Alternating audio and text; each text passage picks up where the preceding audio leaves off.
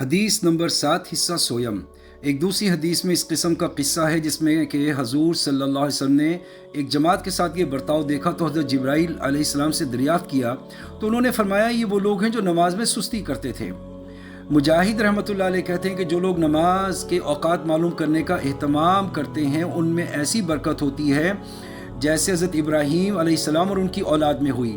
حضرت انس رضی اللہ تعالی عنہ حضور صلی اللہ علیہ وسلم سے نقل کرتے ہیں کہ جو شخص دنیا سے اس حالت میں رخصت ہو کہ اخلاص کے ساتھ ایمان رکھتا ہو، اس کی عبادت کرتا ہو، نماز پڑھتا ہو، زکوٰۃ دیتا ہو، تو وہ ایسی حالت میں دنیا سے رخصت ہوگا کہ حق تعالی شانہ اس سے راضی ہوں گے۔ حضرت انس رضی اللہ تعالیٰ عنہ حضور صلی اللہ علیہ وسلم سے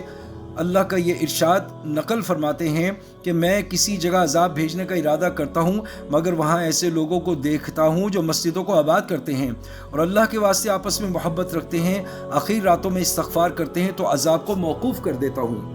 حضرت ابو درداء رضی اللہ تعالیٰ عنہ نے حضرت سلیمان رضی اللہ تعالیٰ عنہ کو ایک خط لکھا جس میں یہ لکھا کہ مسجد میں اکثر اوقات گزارا کرو۔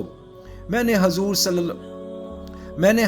اللہ علیہ وسلم سے سنا ہے کہ مسجد متقی کا گھر ہے اور اللہ جل شانہ نے اس بات کا عہد فرما لیا ہے کہ جو شخص مسجد میں اکثر رہتا ہے اس پر اللہ رحمت کرتے ہیں اور اس کو راحت دیتے ہیں اور قیامت میں پل صراط کا راستہ آسان کر دیتے ہیں اور اپنی رضا نصیب فرماتے ہیں۔ حضرت عبداللہ بن مسعود رضی اللہ تعالی عنہ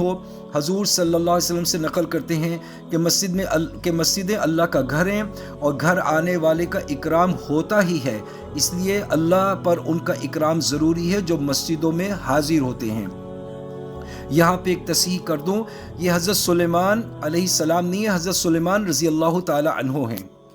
حضرت ابو سعید خدری رضی اللہ تعالیٰ عنہ حضور صلی اللہ علیہ وسلم سے نقل کرتے ہیں کہ جو شخص مسجد سے الفت رکھے اللہ تعالیٰ اس سے الفت رکھتے ہیں۔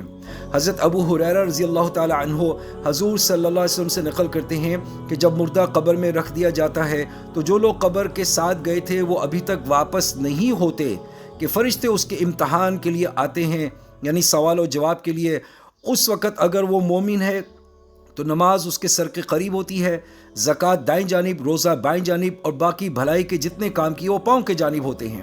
اور ہر طرف سے اس کا احاطہ کر لیتے ہیں کہ اس کے قریب کوئی نہیں پہنچ سکتا۔ فرشتے دور ہی سے کھڑے ہو کر سوال کرتے ہیں۔ ایک صحابی نے ارشاد فرمایا کہ جب حضور صلی اللہ علیہ وسلم گھر والوں پر خرچ کی تنگی آپ صلی اللہ علیہ وسلم پہ ہوتی تو آپ ان کو نماز کا حکم فرماتے اور یہ تلاوت فرماتے آیت مبارکہ، وَأْمُرْ أَهْلَكَ بِالصَّلَاةِ وَاصْطَبِرْ عَلَيْهَا لَا نَسْأَلُكَ رِزْقًا نَحْنُ نَرْزُقُكَ وَالْعَاقِبَةُ لِلْمُتَّقْوَىٰ۔